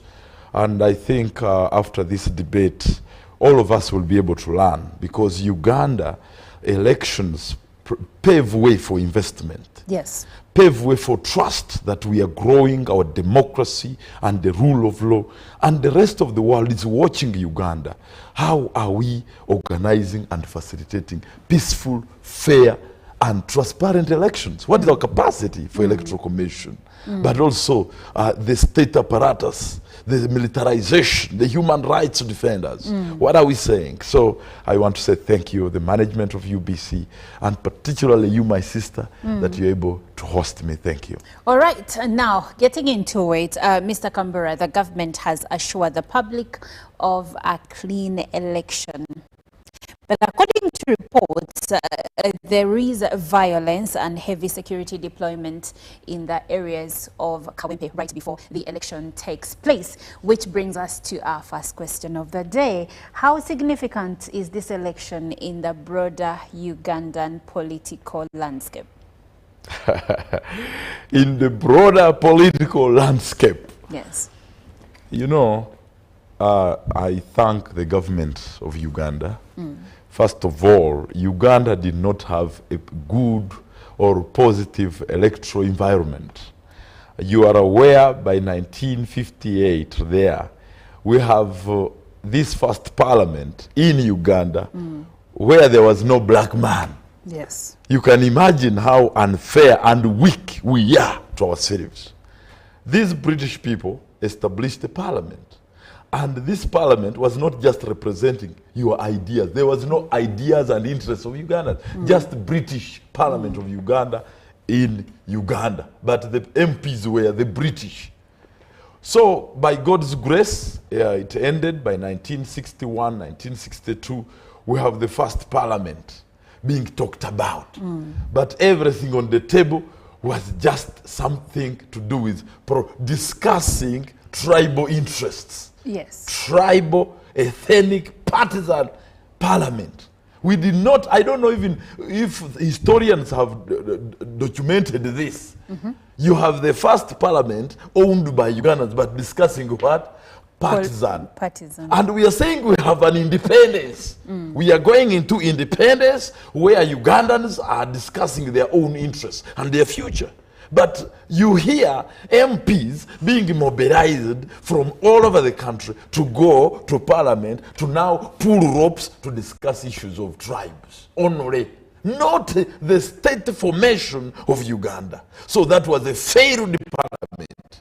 According to us experts, I have just finished my master's in good governance and leadership. That is not a parliament to us. Because as other countries like US, South Korea and other countries, India is part of it, discussing independence, they are now discussing passing a new curriculum that fits in the narrative of their own country and cultures. Here we have the formation of DP, UPC. CP was there, by the way. Of Kenny Rucham is the man. He's the founding father, was there by that time. Now, without wasting a lot of time, your history about elections in Uganda until 1986, you have a bracket of coups, failed elections. You have Mwanga, General Mwanga in 1980, messing up, actually taking over Electoral Commission and saying, I'm the only man who can announce the results of elections in the country. One who come on, Kasaja Kam, took over Electoral Commission and kicked out the chairman of Electoral Commission. And you know what? They announced somebody who was not, I think, the winner. And that forced Museveni, the current president, to say, we are going to the bush. Because the outcomes are not reflecting the true output, the true inspirations of Ugandans. Museveni was not the best candidate, for your information. Naye, he saw that the unfairness for the political party that was supposed to win had not been announced. And that was DP.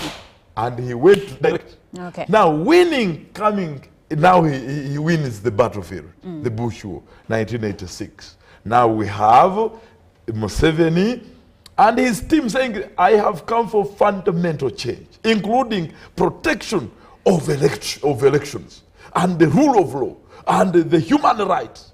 Now, he frustrated us for some time. Multi-party just came recently. We had the movement, individual merit to prepare the country. Ugandans to understand that leadership is crucial. Until 1995, the new constitution, ushering in a new order of political, economic, and socio-cultural dynamics of Uganda. 2005, political parties opened doors. Yes. Now we see all political parties coming on the playground, Nambole, to try, each of us, to play a role in the political stability of Uganda. Yes. I am just summarizing for you the gymnastics of Uganda's narrative around elections. What is happening today, therefore, is that after 40 years in power, we must say the following are very crucial. 2 points that the government of Uganda has provided. And I thank you, the government of Uganda and the president of Uganda, for having fought, and you have given us 2 opportunities. One is that we are certain that elections will take place.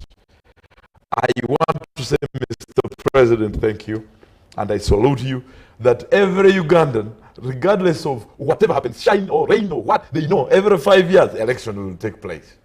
2, I want to also thank you and the government of Uganda to have opened the doors for multi-party democracy. And our office, we are saying thank you, Mr. President, that every political party are certain that they will present a political candidate. That's very powerful because in many countries, elections are not certain. And we are going in for 2026. By this time, political parties, all of them, they are in consensus. The situation is not favorable for elections. Yes. So, Mr. President, I want to say thank you. And this will be part of your legacy. Thank you, because we will remember you that indeed every 5 years political parties played a role regardless of what's happening. Now, unfortunately,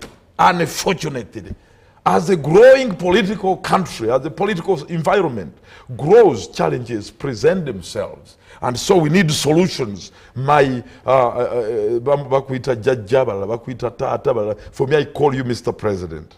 Mr. President, we have an enemy called militarization of elections.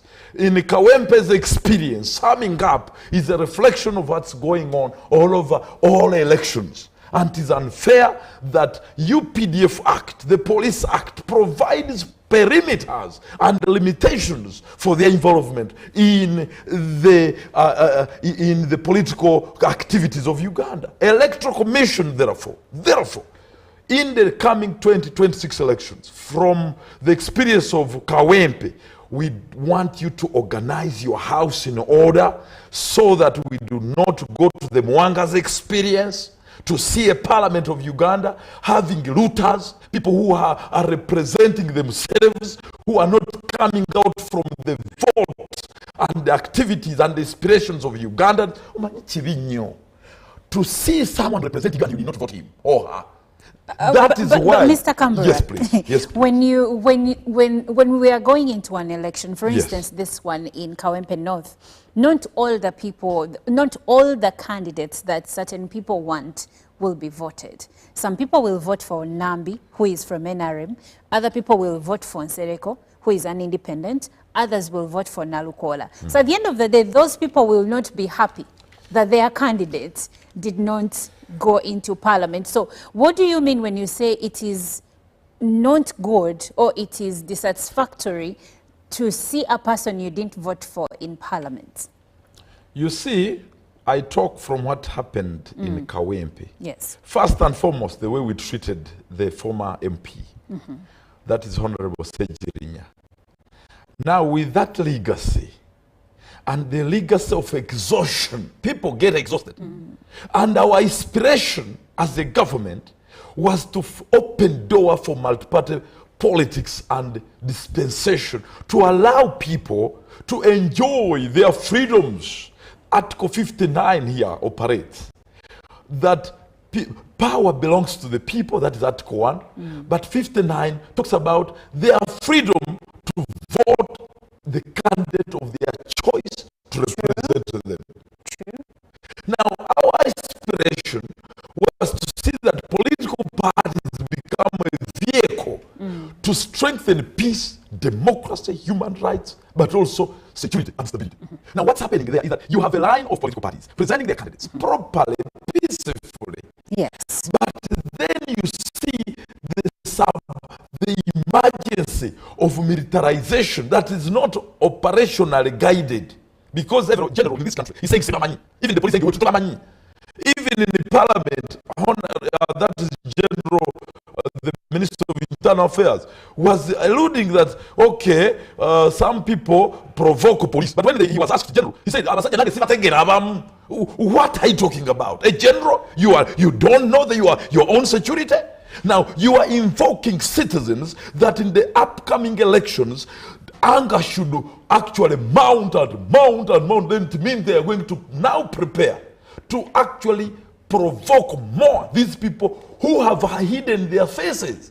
I was in the Middle East. I know what it means by hiding your face. Why should you mask your face? If you are legally a police officer on a legal operation of keeping law and order, why are you masking your face? So I want to say to the president, because for me when I come here, I'm talking to the president. Mr. President, somebody somewhere is misleading the country and the apparatus of security to mean that we go back to the Mwanga's experience. And this experience is not going to be good because people seem to be not appreciating the 40 years of your leadership. Because now, as much as you have done good things, and as a natural output, somebody is also doing bad things because they are thieves whom you mount and said, toba, or you take kwagara, or mutu kugamba toba.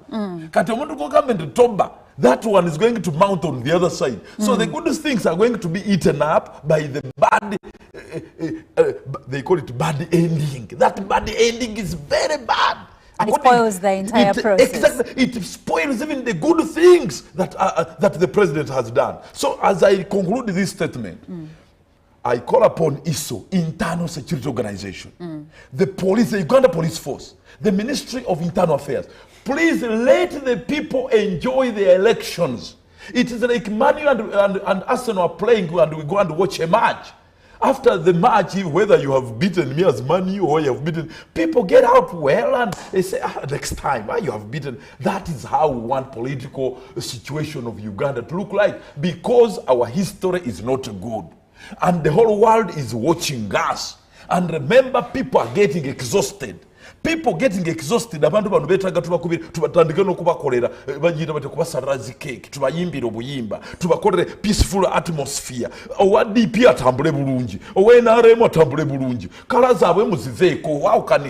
How can I be defined by colors? Because your political party is defined by color. That's why there is color. But Mr. Kambura, I would like for us to still on the people being exhausted and also the events that have happened in Kawempe. I would like to hear your opinion on whether or not the events surrounding the Kawempe North by-election have either discouraged or encouraged voter participation.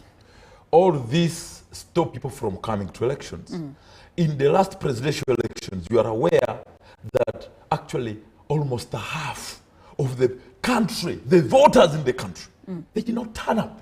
What does that speak to the leadership here I'm talking about?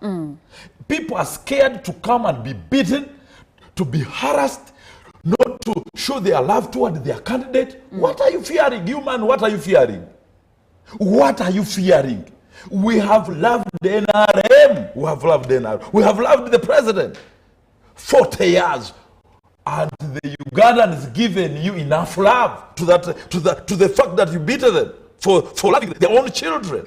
So I am saying, who are you putting on the spot here? Is it the president or is it the security agencies? I have to put the president on spot because he does not want this. In his wisdom, he is not a stupid man to say political parties open the door for them. He did not open for them half, quarter. No, it was a full blast of enjoying our human rights to vote any candidate we want. And it helps him to balance public service delivery. Because if that parliament did not have opposition, do you know what it would mean? Everyone would be jumping and urinating on each other.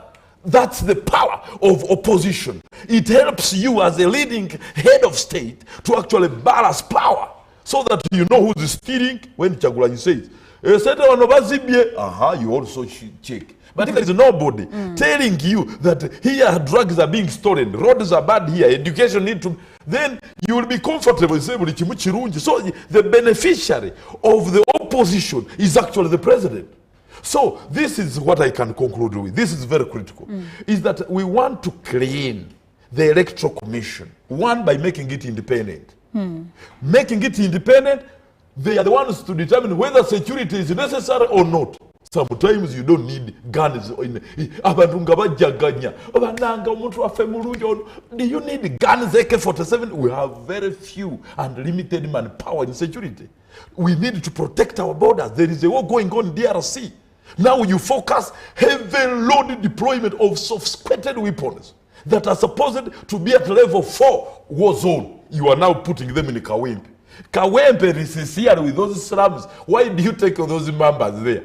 We have a bigger enemy at the border between the DRC and Uganda in the Mr. Kambura, one would say that there has been incitement of the public.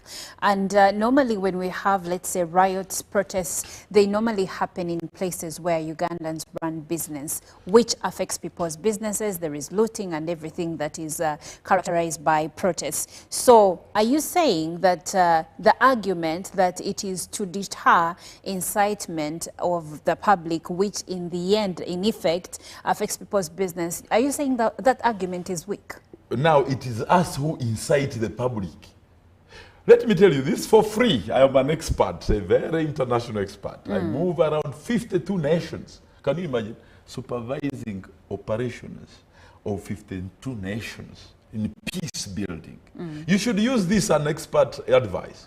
When you over deploy, you actually incite violence, because it is natural people to say together kakuma over come rain or come sunshine.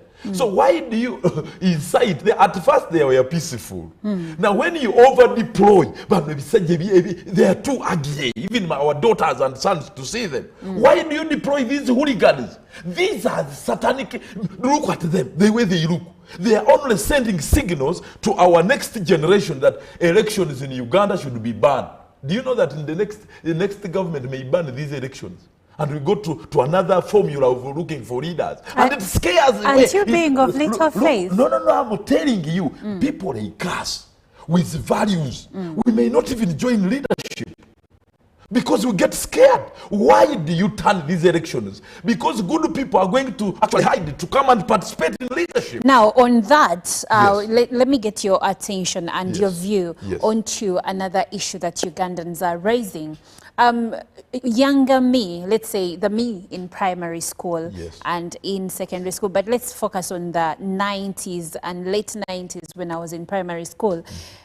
We had a genre, we had a class of representatives in parliament that were creme de la creme. Very well educated, men and women that could speak, and you're like, yes, you have a point. They were well read, well researched, and when they presented matters on the floor of parliament, they were not using emotion.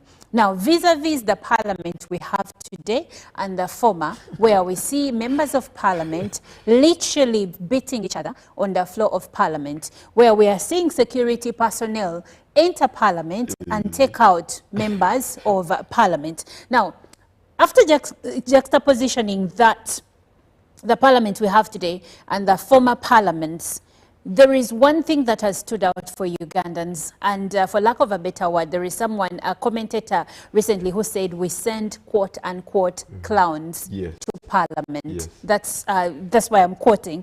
And in your own perspective, do you think that the fact that we have commercialized politics, now we send anyone and anything that has money to represent Ugandans? You're a very good host. Primary students are better than us, the elders, today. At the time we are debating, you know, we had civic education. Yes. Mr. President, the new curriculum has something like, but we want back the civic education, where people, all Ugandans, know qualities of a good leader. Can you imagine? We even had a song, a good leader should be able to... Yes. Now what you are seeing is someone who has taken over this country, preparing people to become violent, because we have to be hungry. People get hungry to defend what they want. And for so many years, the others die. So you have a generation of young people who don't know even what leadership is all about.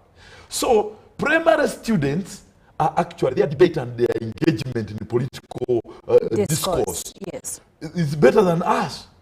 Those, especially if we did research, there is a generation which misses that.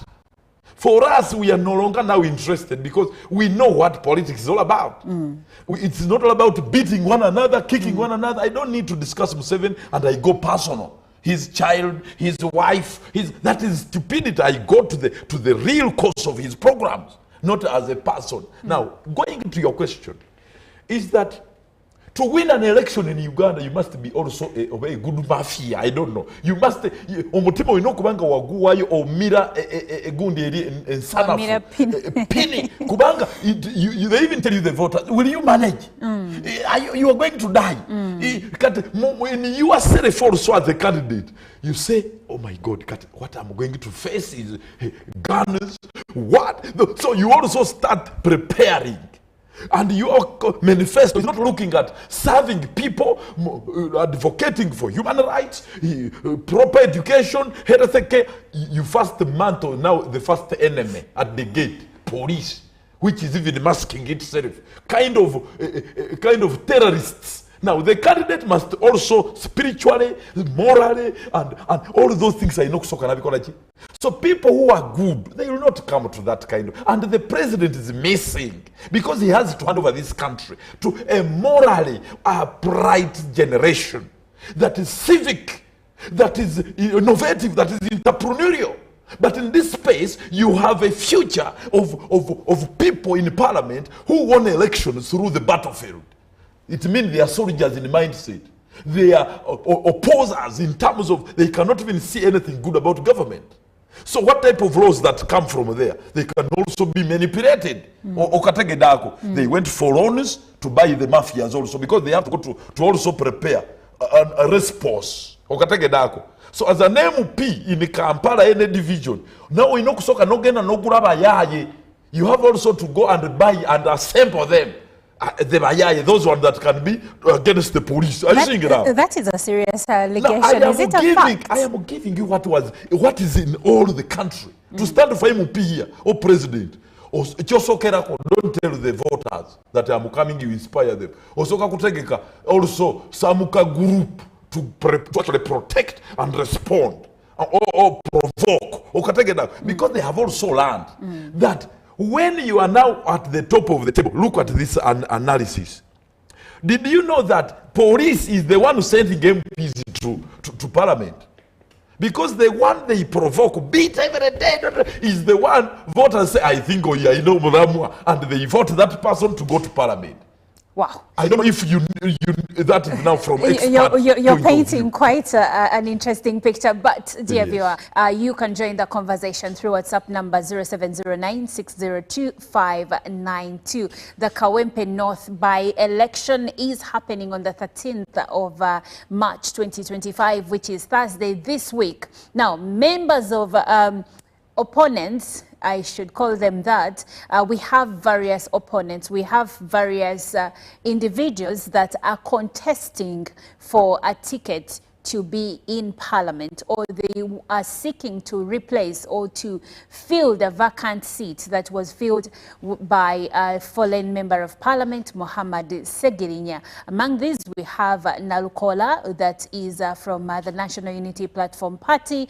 We have Aisha Nambi, who is from the NRM, that is the ruling party, National Resistance Movement Party. She's their flag bearer. We have Nsereko, who is an independent, and we have Khalifa Aganaga, that is from the Forum for Democratic Change Party. All of these these individuals are seeking to become the next member of parliament for Kawempe North, and they will be serving just a few months until we get into the general election. So to enter parliament or not to enter, that's a decision that Kawempe, why are you laughing? To enter parliament, to fill that seat or not to, that's a decision that the electorate, the voters in Kawempe North have to make. But the voting, the election process, the campaigns have been marred with controversies, especially when it comes to military involvement in the whole process. And some political commentators and actors have criticized the government on the events that have happened, but also this opens a broader perspective and conversation regarding Uganda's elections, especially when you look at how opposition leaders are seeing or are perceiving the actions that are taking place. Now, one of the critics of the government and a former presidential aspirant, Major General Mugisha Muntu, argues that the election violence and military presence are deliberate tools to instill fear and suppress opposition. Mr. Kambura, what is your take on this? And I think, General, it is actually beyond that. It is beyond that because it is not all about opposition, but a cancer designed to kill the legacy of the current government. I want you to know in this gymnastics of politics is that as the nation is rising out of the historical challenges, there are those even within NRM themselves who are also exhausted, and they're in a junction, That's why you see NRM can bring a candidate. But also behind the NRM stakeholders, there is another candidate who is independent, but he's coming because some of them know NRM one, yet we will not win. But they divide themselves in a way to frustrate actually NRM itself. So you watch these viewers, that within NRM, there are those the legal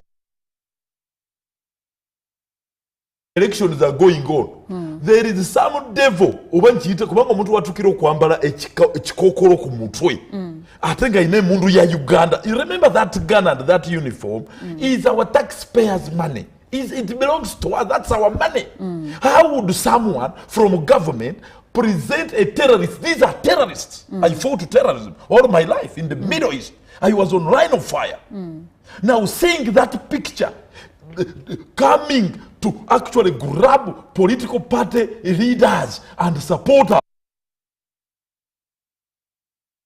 Actually, now that you're saying that,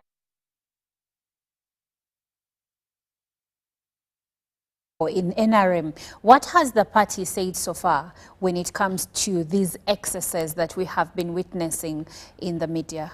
Nobody reports? in NRM can associate with those guys. Nobody, even the president. He will politically not talk about it because this is a political scientist. I studied political science. He will not talk about it. It will be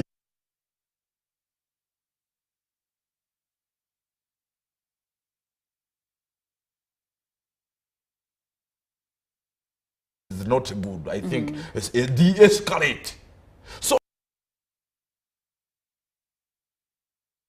care of the future of the country by withdrawing any unnecessary security infrastructure. These are not good images because history is being written. But for them, they think right now it's okay, but history is more important because right now they're in their 60s and 80s and 90s. They don't have more 50 years ahead. Now, what is important now for them to work? They should work towards protecting their legacy. What is Uganda going to talk about me? Are they going to talk about me? I deployed hooligans to go and kill people of Kawempe. Does it matter how you're talking about? If it doesn't matter, ask what has happened on the family of Idi Amin. Ugandans are being forced to actually like Idi Amin right now because of what's happening. Our generation is starting to write history, our own history. And this is a caution to also political parties. I thought by opening political parties and political space, we would be exemplary. You understand what I'm talking about? Yes. But before the general elections, even internal elections also, what we see at national level, by the mismanagement of maybe electoral commission, maybe police, maybe internally, they also have corruption inside the majority of them to even select a candidate. But and so vote to be a political representative, they first sell it. It is on sale. To represent a political party, it is on sale. So the system is rotten every way you look at it, yes. whether it is in the opposition. Yes. I am not sure about the ruling party. No, actually, the ruling party is worse. You remember the other elections in President Museveni's village, in the constituency. Sudo and you remember that? Sam Kutesa's daughter. That wasn't in his constituency. Which constituency was that? Zimbabwe. Zimbabwe. You remember that is NRM, pure gunners. You are seeing a gun coming to hit a neighbor, local people, students. That shows you how immature, how ridiculous and unprepared we are to rise and build a democracy that works for the future of the country. So looking at that, Yes. looking at the Kawempe by-election, looking at the party primaries, I'm sure you're referring to the 2020 party primaries in the NRM, that Yes. Sodo Yes. situation. Yes. Looking at all of this from across the board, the opposition and the ruling party, let's look at the learning lessons. What do we Yes. pick here? Yes. What lessons should we pick from this to shape electoral reforms? Because probably in everything that you're saying, what I'm picking out is that we need electoral reforms, and not just on paper, They but don't have even but reforms that we can actually use and follow for the betterment of the electoral process in elections to come. When I read the electoral reforms you people are presenting in the parliament, because you have a parliament that majority of them are not thinking. Those that are thinking are being mashed down. Because you have people who the system producing them is not a credible system. People are being beaten, people don't vote. They cannot cause a 21st century parliamentary reform. Within itself, the reform should start with What does the 21st century parliamentary reform look like? Oh my God. You know, I am lucky to have gotten experience of how nations are built. Now, let me go to the question. What are the lessons? One, parliament itself needs reform. Because if you want to make good food, you first prepare the kitchen. If you have a kitchen that looks like this, and the food is likely to be the kitchen is disorganized, you have dirty plates here, exactly. you have you can't find your way around the countertop. That parliament, which can be bought by 5 million shillings per candidate, that is not a parliament. Is that a fact? It will or not it's a serious allegation? It will not cause political, economic, and even educational reform. That parliament you are seeing there, where they say, shut up, in 2 minutes, you need first to reduce that parliament to have 200 MPs. So one of the biggest issues is the number. And the standard of an MP in Uganda must be risen up to match the 21st century transformative modeling of the whole world. The economy has transformed. We are now talking about globalized economy. You are no longer producing for your stomach. You are producing for people in China, for United States. Who is this MP on the economic committee who understands the global economy? Well, the minimum requirement to become an MP is senior minimum, even the curriculum has been reformed. So everybody in this civil service must go home to retool themselves. So because everything they are producing cannot work in the 21st century. Policy, business frameworks, leadership, and even assessment. How are we being assessed on this TV? Are we producing products for the country? Look at the opposition. Bring them here. Apart from saying, Museveni, what are they presenting? That's very important. The curriculum must be transformed from nursery up to PhD level to make sure children graduate with jobs. Graduate with civic and cultural values. Who is talking about these things? So the parliament must be reformed. The voters must be reformed. Because if we do not know who to bring to parliament, they are voting on Azikirako. You know, let us vote this one, he buries our people. Is that a role of an MP to bury the poor people and the rich people? They are still in the politics of religion. Onomo Catholic, Onomo Anglican, Onomo Sira. What stupidity is this? We are building a state, a nation to compete with America, to compete with Russia, to compete with China. Do we know that? That is the role of the president. As Ugandans who vote these people into parliament and different political seats, do we know lessons learned, who the Mr. competition President, is? You have this time to redesign, to reboot a new Uganda. Because everything rests in the hands of the president. But it seems the people around him, no, the president came to work. He's still fresh. If he's still fresh, he must redesign the country. He must kick out people who are not giving him these outcomes I'm talking about. He must kick them out and bring new people who can reshape the education of the country. A corruption. This country is beautiful to have this corruption. The whole world prizes Uganda. We fought LGBT too. And then we are one of the most corrupt countries. What I talk about? It doesn't come. We fought LGBT to show the world that twin values. Neither father be number one. What I talk about? Mr. President, you still have a power to reorganize parliament. You have a power to fight corruption. You have a power to strengthen our families so that me and you, like if you are my wife. The president has a role to make sure me and you, we produce a child we can take care of. Parents, listen to me. Obana tubatekemu empisa. Abana tubayigiriza okukola. You go to everywhere. Oyinayo mutwalo. Can you what type of Ugandans are these? We are not producing from underwear to the shoes to the hair to what can we do in the global economy? Kati fe. Abachina bayinza okutwala ensi yaffe. Abayindi bagenda twala ensi yaffe. Mu myaka 10 we are not going to exist. We are going to be slaves in our own country. And lastly, my sister, you asked me. Let me conclude with this. The lessons learned is that one, we have not learned from our own history kubanga tuddayo mabiga. Obote byakola byebimu, ne amini byakola byebimu, nafe tutandise obikola. Actually tubikoze ate bubi nnyo. Kubanga tefe twasoma. Ekyokubiri kye tuyize point number ono gitegere. Tewali kye tuyize mu history waffe.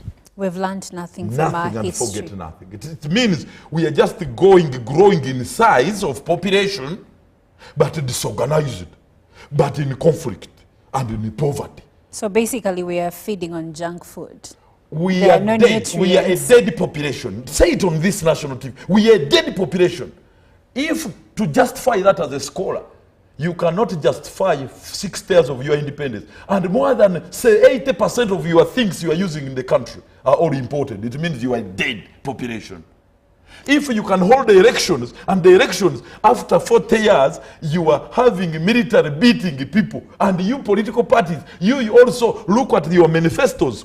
What does this hold? Let's look at manifestos, I beg your pardon. Yes. It's important to note that going to parliament is not necessarily, it's not actually to go and unseat the sitting president. Yes. However, when you look at the rallies, the things the political opponents are promising the people, there is pretty much nothing in terms of substance, but there is a lot of abuse, ridiculing of the president and other people that serve in government. Now, this is common in pretty much every election cycle. Members of parliament and even those that aspire to fill the biggest office in the land, which is the presidential office. In most cases, we have nothing in terms of policy. They are not promising anything quantifiable or tangible when it comes to policy. So, your message, even the ones that are from the ruling party, the members of parliament, are still, they're not really, they say things like, I will build you a hospital, I will do, but the president has been very vocal on the fact that members of parliament or aspirants should not promise their constituencies things like, because it is not in the power of the member of parliament to construct a road, to construct a hospital. They can lobby for the constituency, but they go ahead and promise. Then they buy ambulances for the constituencies, and when they lose, they pull out the ambulances. So putting all that in a nutshell. In fact, we don't have elections in Uganda. You started by saying we are having consistent elections every 5 years. Those are not real elections that help this country. So what are the real elections? And you have asked me what they are for. Yes. Now, if you want to have elections that help this country grow qualitatively, not quantitative, that you have elections per every 5 years. Now, this is what is important. Remove government. Us versus them. Us versus them. Chigenda tuta. Chigenda tulia Uganda yefe. Now this is the narrative. Let us start impressing one another. Impressing one another means, regardless of my political party and your party, we look at each other as partners on modeling Uganda. You come and present a model into Banang. Me, as a noob, I am bringing education that provides values. Me, I'm bringing education that provides employment. Now, the voter, there should be an internal mechanism led by the government to bring back civic awareness, civic consciousness, civic education. Because the voter looks like they voted. Do you understand? These people that are voted, the MPs, they are products of the ignorance that is in us. Do you understand? Kubanga omuntu bwanzikira ku mbandowooza ye mukulembeze omulungi. But somebody needed to bring the new mindset to tell Ugandans programs all over the country must be on radios, on TVs, on Kadongo Kamu, in the music, in the church, in the mosques, telling Uganda that please, you Ugandans, you are the ones who have caused all these problems. Do you know what? You have a power to vote a leader. This leader must be a patriotic, a Pan-African. He must love nature. He must love culture. Time conscious. Some of our leaders come late, even in meetings. He must be a person whom we have been with for the last 30 years. And you know his background, his father, he's a judge of the like 80 judges. Sometimes we're even voting foreigners in this country. Somebody's going to come from over where even these aliens are about to come and land in Uganda and lead us. We will vote them, so long as they have come with the money. Because they nationalized. Now, it's in the constitution. There is what we call commercialization of politics. You Ugandan, you are not a prostitute to be bought. Let me say it like this on this TV. Time has reached.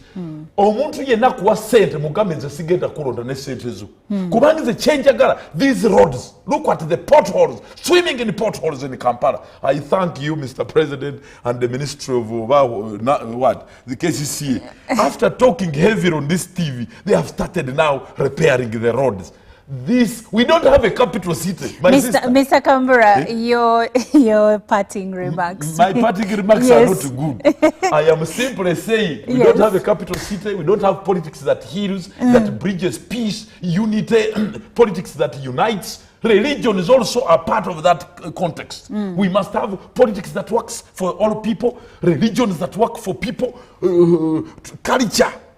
You know, Uganda's culture is now dead. Everybody is almost a thief, criminal minds. So we need a holistic 360 degrees, holistic transformation of mindsets.